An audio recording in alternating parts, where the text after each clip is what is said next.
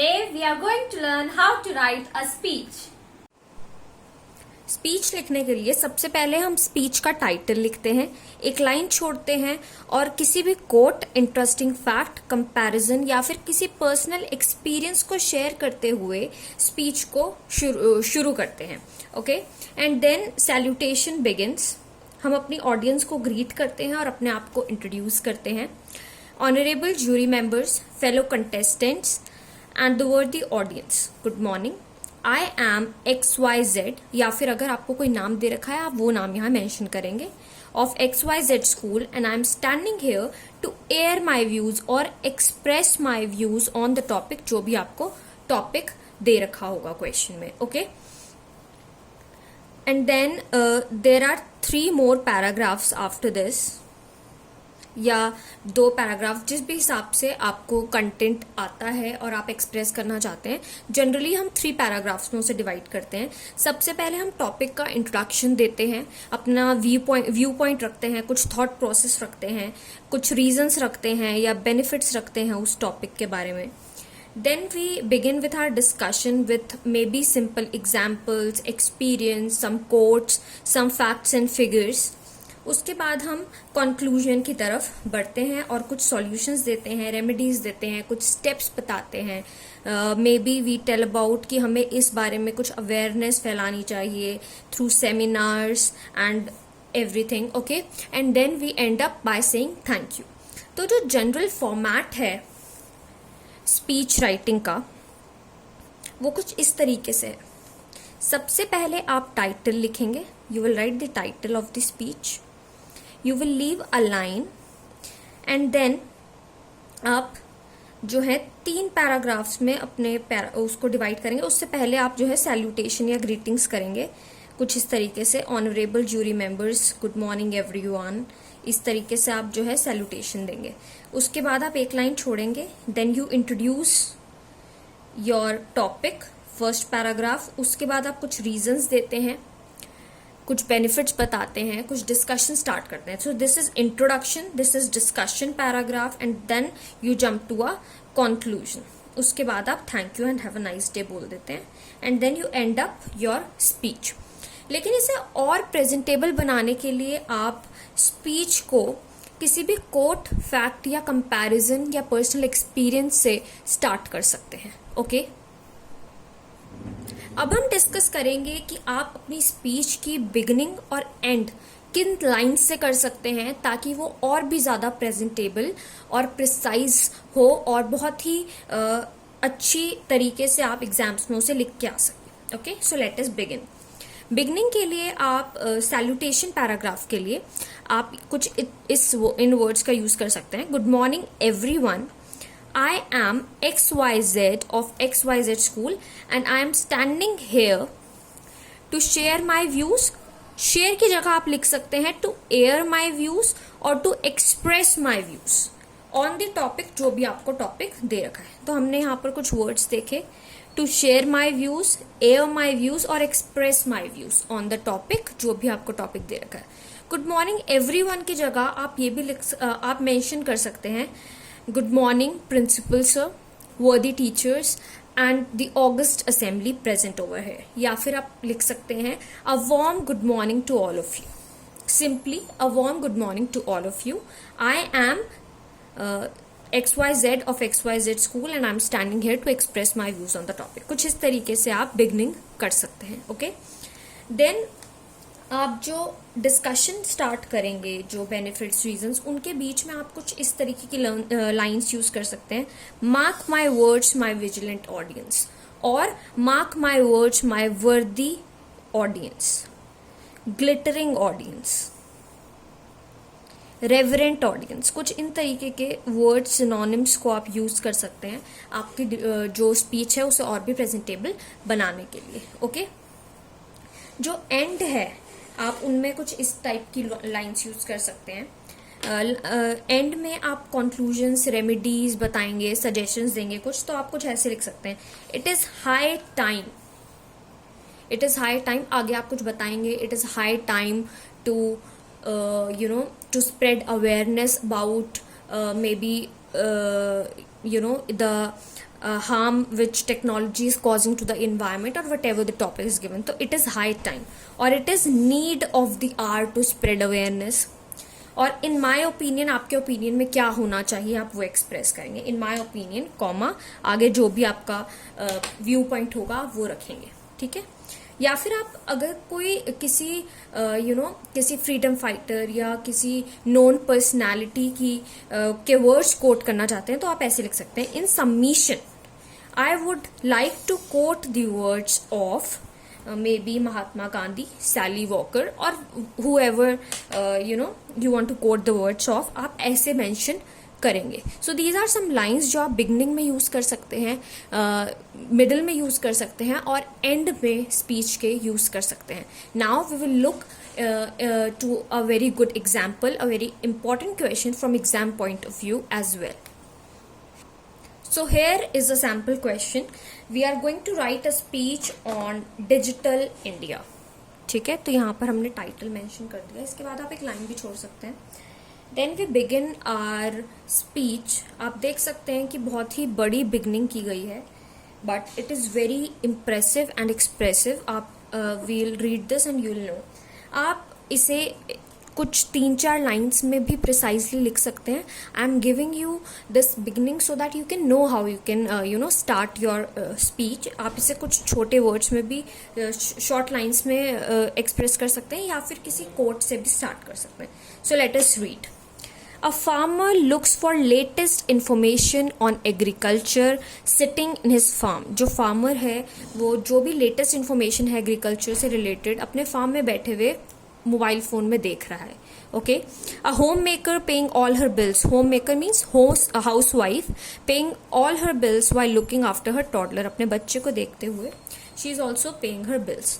A worker registering a complaint online about a corrupt official. Corrupt official को लेकर एक complaint file की जा रही है. ऑफलाइन नहीं बल्कि online. Okay. A student accessing information around from any corner of the country. किसी भी कॉर्नर ऑफ द कंट्री से वो जो है एक्सेस कर रहा है इंफॉर्मेशन. इट ऑल ये जो हमने इंस्टेंसेस बताए हैं, जो हमने एक विजन बताया है, it looks like a dream comma may be not. आप कह रहे हैं कि बोलने में या देखने में it seems like a dream but may be not. May be it can become a reality. This is the power of e governance. E governance की यही पावर है या डिजिटल इंडिया की यही पावर है. तो हमने स्टार्टिंग में एक्सप्रेस कर दिया कि डिजिटल इंडिया एक्चुअल में है क्या, कुछ इंस्टेंसेस बता के और अपना व्यू पॉइंट भी साथ में रखा कि भले ही ये इम्पॉसिबल लगता है but the word impossible itself says I am possible. आप कुछ इस तरीके से भी इसे अपने वर्ड्स में लिख सकते हैं. ओके. सो ये आपकी जो इंस्टेंस है, एक इंटरेस्टिंग इंस्टेंसेस के थ्रू आपने पूरा स्टार्टअप किया एंड देन आप अपने ऑडियंस को ग्रीट करेंगे और अपने आप को इंट्रोड्यूस करेंगे. कुछ इस तरीके से आप इंट्रोड्यूस कर सकते हैं. May B you can say a warm good morning to all of you, या फिर कुछ इस तरीके से. ओके. गुड मॉर्निंग एवरीवन, या फिर good morning eminent jury members, honourable jury members, formidable competitors and the august assembly. I am XYZ and I'm standing here to express my views on the topic. जो topic आपको दे रखा है digital India.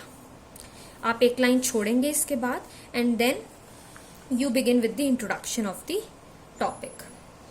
If there was ever a gathering under one roof. अगर कभी भी कहीं भी कोई ऐसी गैदरिंग हुई हो अंडर वन रूफ जो क्लेम कर सके या जो शेप कर सकती है हमारी कंट्री को, तो वो ये आज की गैदरिंग है. It is my view point, it is my opinion कि कोई भी गैदरिंग अगर हमारे कंट्री को शेप कर सकती है, कंट्री के फ्यूचर को शेप कर सकती है, तो आज की असेंबली है. I believe it is this. तो डिजिटल इंडिया एक्चुअल में है क्या, आपने एक बताने की कोशिश करी एंड यू सेड एक्चुअल में आप ऑलरेडी एक्सप्रेस कर चुके हैं. Now you are beginning with the intro paragraph, तो आप कुछ इंट्रोडक्शन भी दे रहे हैं. डिजिटल इंडिया एक एंटरप्राइज है जो इंडिया के ट्रांसफॉर्मेशन के लिए काम आ सकता है, एक ऐसे स्केल में that is perhaps unmatched in human history. वो इस तरीके से हमारे इंडिया के फ्यूचर को बदल सकता है जो पहले कभी भी नहीं हुआ है. Okay, so you are actually throwing up your opinion on the audience and telling them that digital India is the need of the hour, and it can actually change the way we work, the way we do work. It can actually change our future as well. Okay, ये जो first paragraph है, intro paragraph, वो आपने and up कर दिया. Now you begin with something more, a discussion. लेकिन कुछ constants भी, आपने बेनिफिट्स तो एक्सप्रेस कर दिए, आप कुछ कॉन्स्टेंट्स बता रहे हैं, कुछ हर्डल्स बता रहे हैं, कुछ प्रॉब्लम्स बता रहे हैं. ठीक है, कॉन्स्टेंट्स का मतलब problems. Which pose a challenge to this vision. क्या प्रॉब्लम्स हैं वो? कि हमारा सिस्टम जो है वो टेक्निकली साउंड नहीं है, यूजर फ्रेंडली नहीं है. It needs to be user friendly. Okay, hassle free नहीं है, and hassle free means trouble free नहीं है. Hassle means trouble. It has lesser reach due to. किसकी वजह से उसकी लेसर रीच है? क्योंकि हमारी जो इलिटरेसी है वो बहुत ही हाई रेट से बढ़ रही है. हाई रेट से बढ़ने को हम ये भी कह सकते हैं, it is sky rocketing. Okay, sky rocketing illiteracy and lack of infrastructure. हमारा इंफ्रास्ट्रक्चर में भी हम बहुत ज्यादा लैक करते हैं.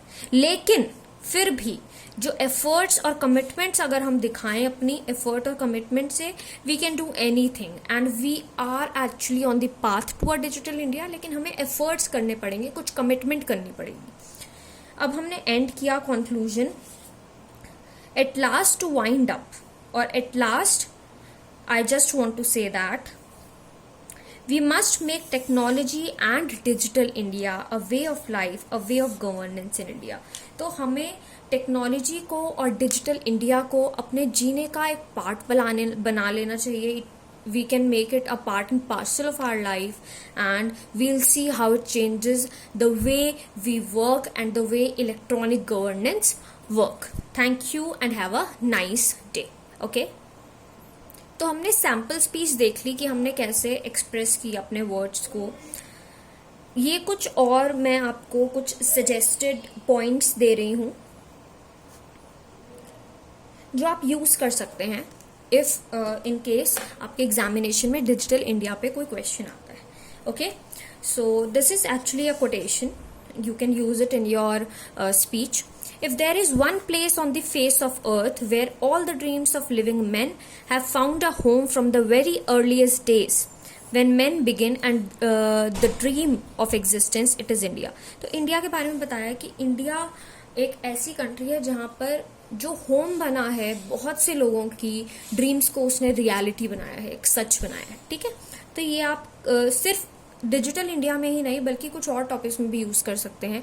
May be make in India पे यूज कर सकते हैं, इंडियन कल्चर रिलीजन पे कोई अगर आपका स्पीच आती है. Okay, so this is quotation. Now change the way our nation will live and work. In digital India मैंने आपको बताया कि हमारे नेशन में किस तरीके से हम जीते हैं और किस तरीके से काम करते हैं वो चेंज कर सकता है. It can revolutionise the way we work and the way we live.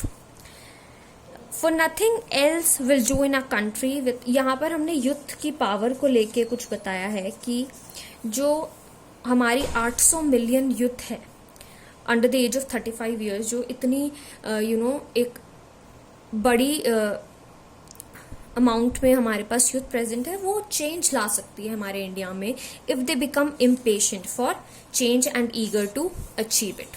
अब ये नरेंद्र मोदी जी ने हमें जो है डिजिटल इंडिया के बारे में ये बताया था कि हमें जो है गवर्नेंस को स्मार्ट बनाने की जरूरत है. स्मार्ट का मतलब यहाँ पर क्या है? Simple, moral, accountable, responsible and transparent. और इससे ही हम अपने जो ड्रीम्स हैं उन्हें अचीव कर सकते हैं. जो हमारा ड्रीम्स है कि इंडिया एक सुपर पावर बन जाए, तो उन ड्रीम्स को अचीव करने के लिए ये सिर्फ जो हैं they are just stairs to that dream, that big dream of ours. Okay, so I hope it worked and you are now familiar with the way you begin a speech, the way you end a speech, and how you can frame a speech. Okay, Thank you for watching the video. For more videos, do check out my channel. Like, comment and subscribe to my channel for more interesting videos.